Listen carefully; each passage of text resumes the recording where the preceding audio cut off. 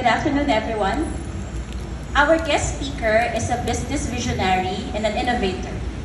He founded Bilis Benta, dropshipping platform, one of the country's best startup e-commerce companies, with over 50,000 SKUs or SKUs, and with over 500 active dropshippers. He started with his few employees who also became his companions in growing his company. He has been a recipient of awards in the e-commerce sector and is also a distinguished mentor and, in fact, one of the handful of official Lazada trainers and experts. He has also been awarded as top seller in Lazada, the country's top e-commerce. Sir Chester is also an alumnus of Alibaba Netpreneur 2019 in the Alibaba University delegation that represented the Philippines. Sir Chester desires to help the community of business people and aspiring entrepreneurs in the e-commerce business. Sir Chester desires to help the community of business people in helping them achieve their goal to become business visionaries as well.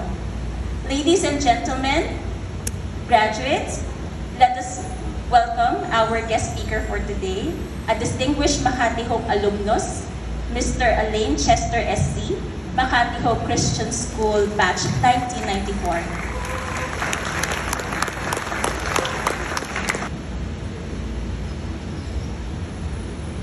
Thank you for the introduction. Good afternoon, everyone. Good afternoon, guests, parents, faculty, principals, and especially the graduates of 2023, the Warriors.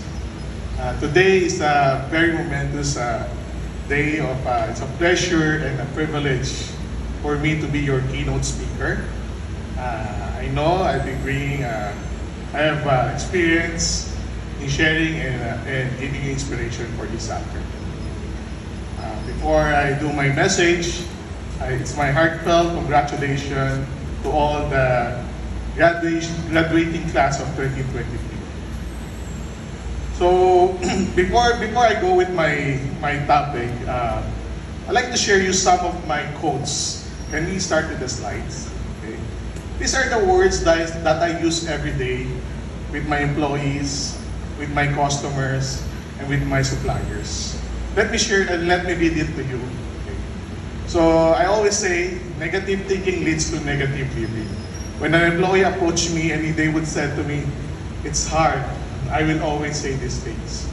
And I will say to them, an idea is no value until it is executed. So wala silang excuse when they go to me because I will use this.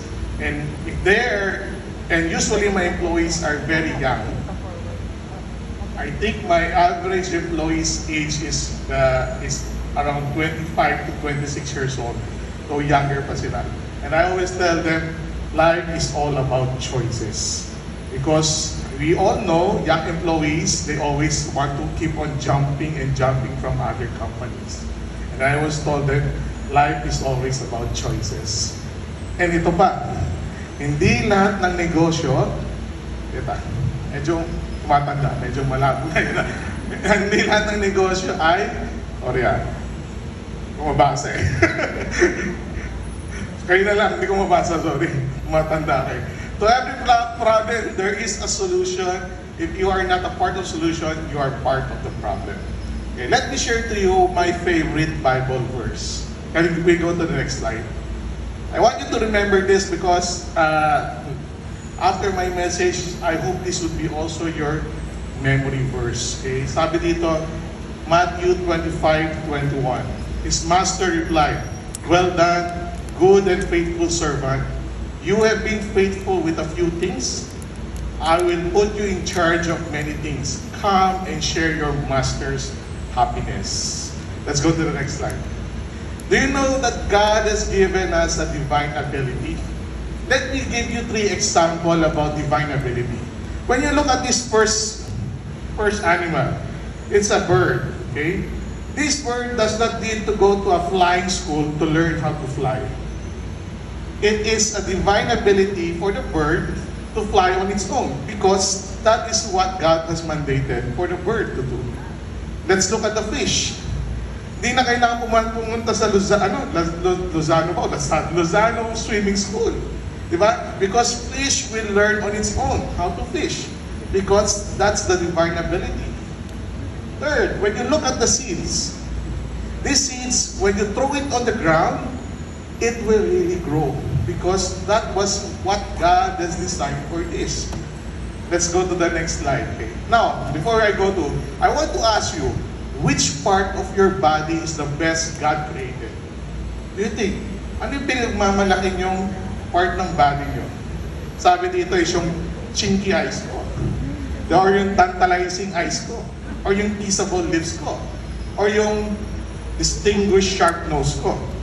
Okay, let's go to the next slide. Let us look at these celebrities. Medyo maliit, sorry. Medyo malabo na naman mata ko, okay? Look at this first celebrity. Sorry medyo puwet ang nilabas. Okay? Okay. Sabi ni Mariah Carey, okay? Makikita niyo yung small words. Sorry hindi ko makita yung akin eh. In-insure ni Mariah Carey yung butt niya. With how much? Sorry, hindi ko makita tayo. Tingnan niyo. Kunin ko muna yan ako yung slides pa. So I can,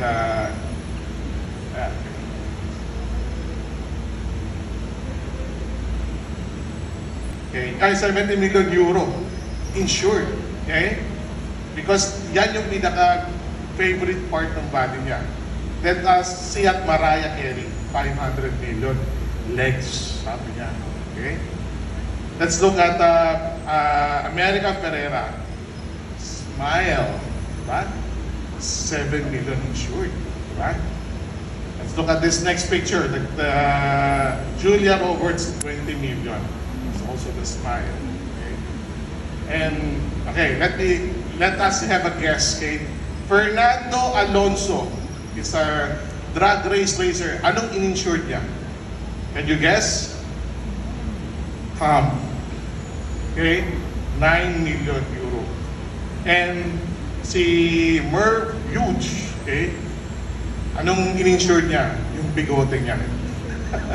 Funny people, no? But these are real people that really value their physical bodies. Okay. So let's go to the next slide. So what does it mean? Which part of your body is the best God created? Okay, God created you and has given you a purpose and existence. If you would understand this statement of purpose and existence, you will understand how to live your life properly. And every day, pag gumising ka sa umaga, you will know why you're waking up and what you will do. Okay, so let's go to the next slide. You know, God has created us with a brain. Have you seen a dog playing a chess match with you? Can you imagine that? Siyempre, never. Right? A monkey will play pusoy dos or poker with you. Can a monkey do that? No, because their brain cannot process those things. As we are different, because we are created in God's likeness. Let's go to the next slide. God created us to know how to plan. That's the best thing, okay? Mankind can plan, okay? We can do out of nothing into something. This is what mankind can do aside compared to other animals, whatever. We can do some out of nothing to something. Let's go to the next slide. Let's look at how we are created in the likeness of God. Okay? When God said, "Let there be universe," there was universe. From nothing, He created to something. When God said, "Let there be light," okay, from nothing, He created to something. When God said, "Let there be water," there were waters. God said, "Let there be plants," there were plants. And God said, "Let there be animals," and there's animals. From nothing to something. Because we are also created in the likeness of God. No? So, ito yun, okay? It's the divine ability that God given you is to plan. So that you can create from nothing to something. Today, I'd like to encourage everyone. When I was also, we were the first batch here in Makati. It was 1994. It was very ganda, bumalik. It was very long years that I have never seen Makati Hope. Maybe more than 20 years. And when I get back here, I told si Jeneline, wait, can I go on tour around muna? Okay, let me look at the CR. Una ko tinignan yung CR, the small CR at the ground floor. Then let me look at the chapel at the ground floor. I was so excited because there were a lot of memories coming back to me. And I look at Shensi Wison, okay? I told Shensi Wison, Shensi, I look older than you na. Okay, that's si Shensi. So, those are memories that's coming back to as a alumni of Makati. And always, when I remember when we were graduating, hindi kami ganun ka-proud. Kasi medyo, di ba, bata, di ba? Ganun lang. Pero when you become, when you're working, and when you're doing you're talking with other people in business, they will ask you, where did you graduate? You have no choice because you choose Makati and you need to be proud of your alumni. Every one of us will just graduate once. But hindi ka pwede magsabi na, I graduated in like this in 3 schools. No, you will choose one school and you need to be proud of it. And the school will be proud of you also. Whatever you have achieved, you have done in your future. Let's go to the next slide. Now, did you know that each brain has a womb? Nuwala po ba kayo? Ang womb is created for women. Pwede nga tinawag na women. Okay? But as mankind, we also have womb in our brain.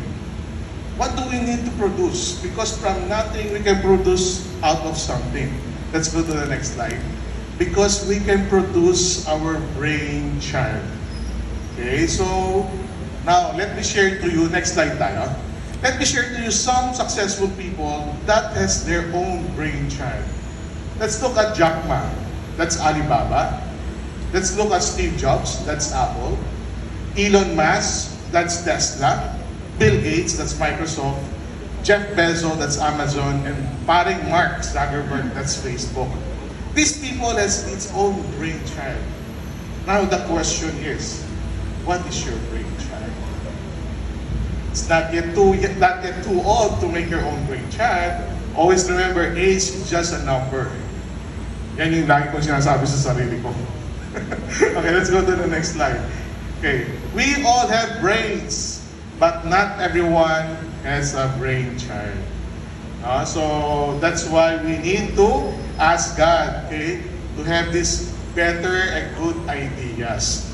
Okay? Maganda nga minsan pag nag-iisip ka o lumilikot yung kaisipan mo, ano bang pwedeng gawin? Ano bang pwedeng gawin?